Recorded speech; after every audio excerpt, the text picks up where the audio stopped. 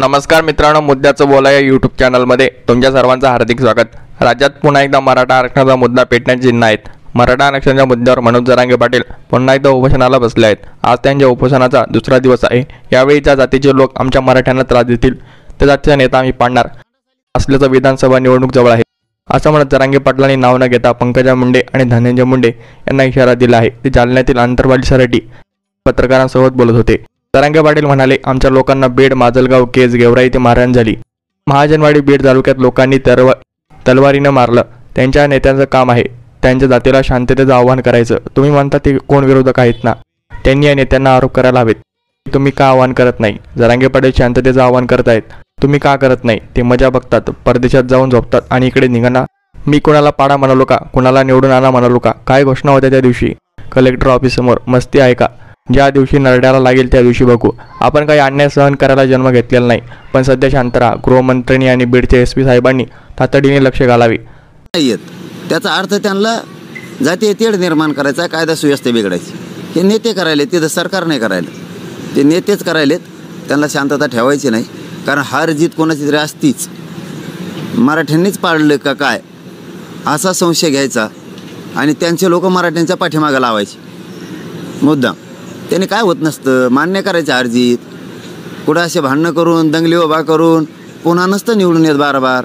मी तर जाहीरपणानं सांगितलेलंच आहे, ज्या जातीचे लोक आमच्या मराठ्याला त्रास देतील त्या जातीचा नेता पाडणार आम्ही। वेळेप्रसंगी तिथं उमेदवार देणार नाहीत, पण त्याला पाडणार। आलेच विधानसभा जवळ ना, त्यांचे जे भाषणात जरा म्हणते तर जणू मला ऐकायला मिळाले, भाषणात म्हणते जणू कोण कोणाचा आहे, आमच्या मग कोण खंबीर उभा आहे। मला बी काहीतरी शिवाय दिल्या जणू, तुला दादागिरी बिदागिरी।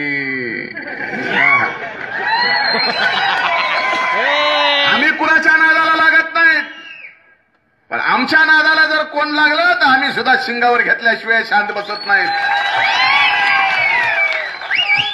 दाखवतो म्हणा विधानसभेत, तुला दाखवतो विधानसभेत कोण कोणाचा वर चढे आणि कोण कोणावर दंड थोपटितो, तुला दाखवतो म्हणा काचका विधानसभेत। उमेदवार उभा करणार नाही, पण त्याला असं पाडतो की ते बाप जेल मी उभा नाही राहायला पाहिजे। तो नेत्याला वळवळ येतोय, नेत्या जीवावर खुमखुम येतोय।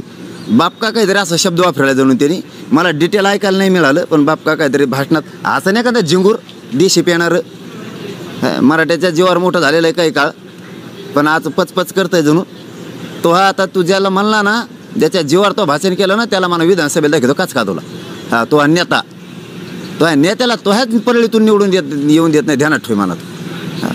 मस्ती मग परत मला म्हणते राग करतो, ही मस्ती हे चिल्लरचा।